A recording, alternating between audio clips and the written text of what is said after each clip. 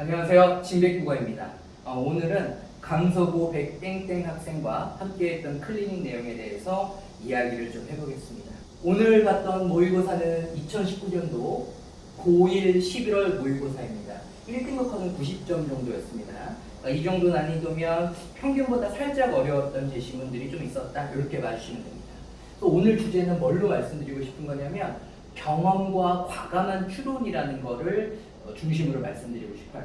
사실 저희가 이제 보통 문제를 복기할 때 내가 틀린 것이나 내가 잘못한 것 위주로 집중을 많이 하지 않습니까? 근데 사실은 이제 그에 못지않게 중요한 게 어떤 거냐면 잘 푼 친구들은 어떻게 잘 풀었는가, 혹은 내가 어떤 문제, 남들이 다 틀리는 문제를 나는 맞췄는데 나는 어떻게 해서 이걸 맞췄지? 나의 강점은 뭐지? 이런 것들을 파악해보는 것도 굉장히 중요한 거거든요. 그래서 사실은 좀 문제를 잘 푸는 친구들 보면 일단은 뭐 배경지식이 많다, 이런 것들은 뭐 흔히 아실 거예요. 근데 그에 못지않게 중요한 게 뭐냐면 문제를 많이 풀어봄으로써 생기는 경험치라는 게 있고, 이 경험치가 쌓이면 보통 문제를 만들 때 이런 식으로 문제를 만드니까 요 내용에 근거해서 내가 이렇게 한번 시도를 해서 풀어볼까라는 과감한 판단을 하게 되거든요. 어려운 문제를 풀게 될 때는 그런 것들을 통해서 풀리는 문제에 대해서 좀 이야기를 해보고 싶어요. 요거 같은 경우는 이제 논리학을 다루고 있는 파트여서 학생들이 굉장히 조금 어려워했던 파트인 건데, 제가 이제 학생들한테 이제 이 어려운 문제를 맞춘 친구들한테 물어보면 재밌는 게, 어떤 친구들은 이거를 기존에 요 논리학에 대한 배경 지식이 있었다고 하는 친구가 있었고요. 또 어떤 친구는 수학에서 역이 대우를 이야기하는데 왠지 그것과 유사해서 좀 비교적 쉽게 풀었다라고 이야기하는 친구들이 있어요. 그러니까 이런 친구들의 공통점은 어떤 겁니까? 약간 지식적인 내용에 대한 스키마가 있었던 거죠. 근데 이것과는 또 다르게 어떤 게 있냐면 문제를 풀다 보니까 생기는 접근 방식과 관련된 스키마가 있거든요. 그 스키마에 근거해서 문제를 풀 때는 과감한 추론을 통해서 문제를 풀 수가 있어요. 그러니까 이게 어떤 건지를 좀 말씀드리겠습니다. 일단 이 내용을 보면 이게 이제 이 제시문의 가장 마지막 내용인데, 여기에 보면 이렇게 써 있어요. 자, 의미를 결여한 명제가 있는데 이 의미를 결여한 문제는 무의미한 명제고, 이거는 명제에 대응하는 사실이 없다라고 되어 있습니다. 그리고 이런 애들의 특징이 뭐냐면 언제나 참이거나 언제나 거짓인 명제다, 이렇게 써 있거든요.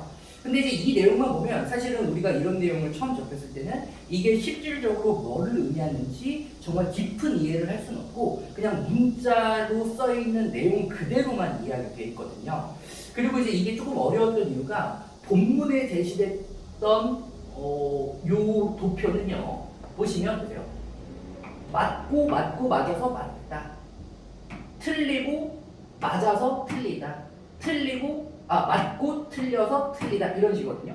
틀리고 틀려서 틀렸다, 이런 거예요. 그러니까 이러다 보니까 요거 같은 경우에는 친구들이 이거는 무의미한 명제가 아니구나. 왜? 딱 보니까 모두 맞을 때만 맞는 거구나. 그래서 얘는 무의미한 명제가 아니고 따라서 대응하는 사실이 있는 명제구나. 여기까지는 추론이 되거든요. 근데 이제 문제에서는 여기에서 이제 한술 더 뜬다는 게 문제인 거죠. 학생들 오답률이 제법 높았던 문제인데요. 자, 여기 보시면 좀 치사하게 심지어 이 보기 하나를 주고서 문제 두 문제를 풀게 돼 있어요. 이게 무슨 뜻이냐면 본문의 글을 읽고서 너가 빨리 눈치껏 여기 나와 있는 진리표의 성질을 이해해야 된다, 이런 거였거든요. 근데 여기 보시면 좀 어려운 게 뭐냐면 보세요. 여기 보면 TTTF 이렇게 써 있습니다. 그래서 가만히 살펴보시면 앞에 것과는 다르게 여기 보시면 틀리고 맞는데 맞아, 맞고 틀리는데 맞아, 이렇게 써 있거든요. 그러니까 순식간에 학생들이 이게 무의미한 명제인지 아니면 의미가 있는 명제인지 판단하기가 어려운 거예요. 그럼 이제 여기서 소위 말하는 이제 문제를 많이 풀어봐서 과감한 추론을 할 수 있는 그런 배경지식, 어떻게 보면 방법론적 배경지식인 거죠. 그런 것들이 있는 친구들이 어떻게 푸냐면 이렇게 풀었습니다. 본문에는 분명히 모두 참이거나 모두 거짓이라고 돼 있다. 근데 여기를 보니까 얘는 무조건 다 맞다고 돼 있고, 여기를 보니까 얘는 맞지만 얘는 틀리다고 돼 있으니까 일단은 얘는 무의미한 명제가 아닌 걸로 판단을 하자, 의미가 있는 걸로 판단하자, 일단 이렇게 가정을 하고 문제를 푼 친구들이 있다는 거죠. 그래서 얘는 일단 본문에서 이야기하는 무의미한 명제일 거라고 일단 추론해서 내가 이 문제가 풀리는지 안 풀리는지를 빨리 판단하겠다 이렇게 간 거죠. 근데 일단 여기 보시니까 자 문제 27번에서 복합 명제의 진리값이 f일 때 P와 Q에 대응하는 원저 사실이 없다. 뭐에 대해서? 진리표 1에 대해서. 근데 이렇게 딱 추론이 되어 있으면 의외로 정답이 굉장히 빨리 나온다는 거예요. 딱 봤더니 일단 이거는 내가 무의미한 게 아닌 걸로 판단했는데 그러면은 대응하는 원자 사실이 있어야 되는데 진리표 1에서 대응하는 원자 사실이 없다고? 무언가 이상한데? 이렇게 하면서 이걸 빨리 탁 체크하고 넘어가는 거죠. 그래서 실제로 이 문제를 배경 지식이 없는 상태에서 풀었던 친구들은 뭘로 풀었다? 바로 이 문제풀이를 통해서 내가 갖고 있는 문제가 만들어지는 패턴에 관련된 그런 배경 지식, 어떻게 보면 소위 말 이게 정말 고급 스키마거든요. 그러니까 이런 것들을 갖고 있는 친구도 있다는 거죠. 근데 이제 오늘 같이 좀 이거에 대해서 이야기했던 친구는 아직은 문제풀이 경험이 좀 많지는 않았어요. 그래서 왜 문제를 많이 풀어보는 게 중요한 것인가?